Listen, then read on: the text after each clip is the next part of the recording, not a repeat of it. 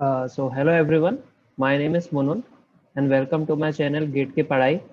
So in this video, we are going to discuss my interview experience in IIT Madras for EE6 department. I applied for direct PhD. So let us see what was the shortlisting criteria for MS, PhD as well as for direct PhD. So this was the shortlisting criteria. For MS, as you can see that the GATE score should be greater than 575 and UG percentage should be greater than 65. So, but this is not enough. You need to fulfill the criteria of the weightage score. That is that your score should come out to be 68. What happens to most of the students? They say that, sir, I am having the UG percentage of 68 and I am fulfilling the criteria, but still I does not got shortlisted. So you need to see that you are fulfilling the criteria of weightage average or not. And for different categories, they are having the different weightage score. You can see in this. Now, let us see what was the score for a full-time PhD as well as for direct PhD.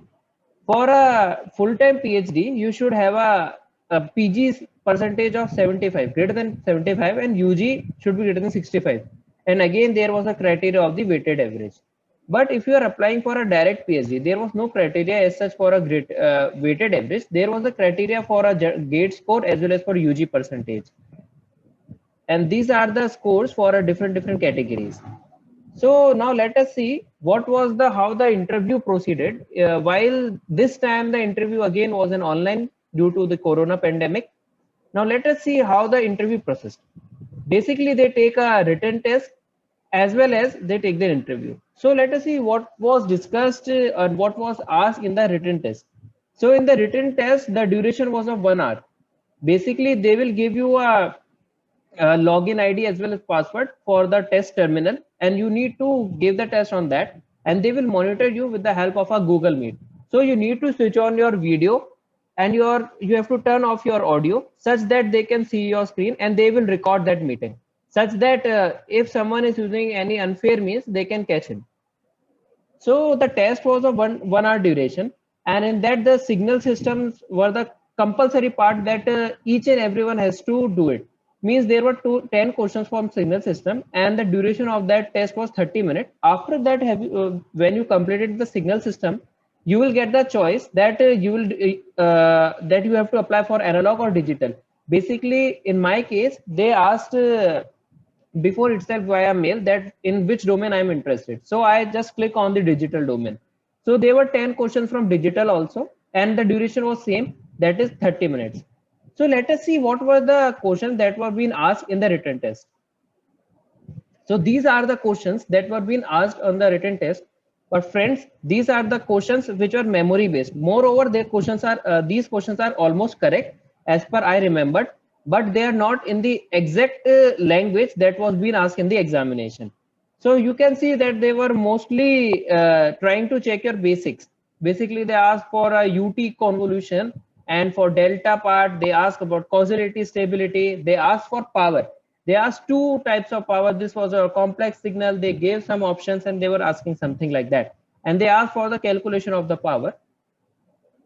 Next, they asked about the systems as well. Means they were trying to find that whether you know how to find a phase angle or not. Then they asked to ask the output of your signal. Basically, by this, they were trying to see that whether you know how to plot a signal or not. And after that, there was a simple question that how you can represent this signal in the terms of data. There were two more questions that I don't remember. Let us see what were the questions that were asked in my digital. So this time, this digital questions, they consist of almost everything. Means they were asking about mathematics, they were asking about your digital part, they were asking about your coding skills as well.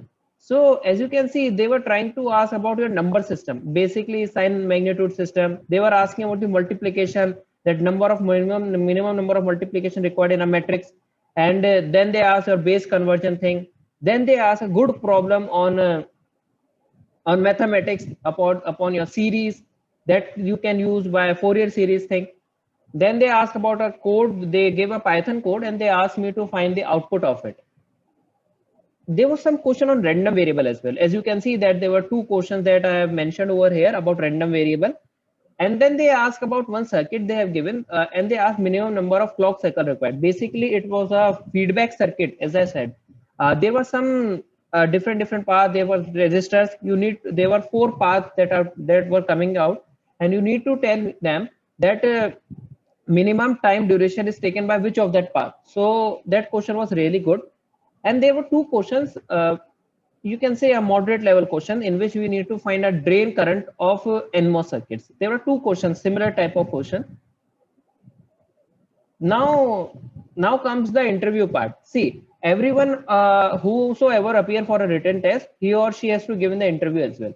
So in my case, there were total 6 students in the panel and the 6 questions in the meeting room, and one by one the coordinator was calling the candidate. So in my case, there was only one professor who took my interview, and he asked just only one question. I was also very much surprised that why only one question he has asked. Apart from I've given interviews in many IITs, but this was the first time that he asked only one question and then he disconnected the call. So this was the question they were asking to find out that which is your drain terminal and which is your source terminal if this is a PMOS circuit. They have provided the voltage as well, that VTP they have given zero point 0.4 voltage, and they were checking the knowledge that whether you know a simple PMOS or not. Then they asked me that can I find the voltage across a capacitor. So this was the only question that was asked from me. Later on, one more professor joined the call, but he didn't ask anything. Thank you all. So my advice to all the future aspirants is that they should prepare their basics very well. Means in the written exam itself, you will find that there are some questions that you are not able to solve. Basically in the digital domain. I haven't appeared for an analog domain. So, and you should be very good with your mathematics and prepare well for your interview. They can try to trap you. Okay. All the best.